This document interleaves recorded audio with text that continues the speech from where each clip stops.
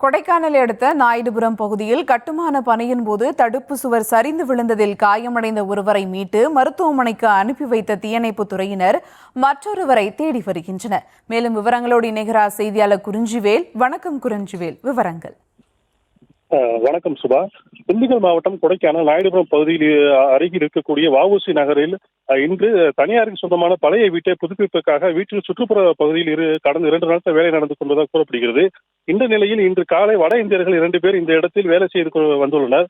இந்த நிலையில் வீட்டின் பின்புறம் அமைந்துள்ள சுமார் 20 அடி உயரமுள்ள சுற்றுச்சுவர் எதிர்பாராத சரிந்து வீட்டின் மேல் சாய்ந்துள்ளது. இதில் வீட்டில் பராமரிப்பு வேலை செய்து வந்த 2 நபர்கள் அவர்கள் மீது விழுந்து விபத்து நடந்ததாக கூறப்படுகிறது.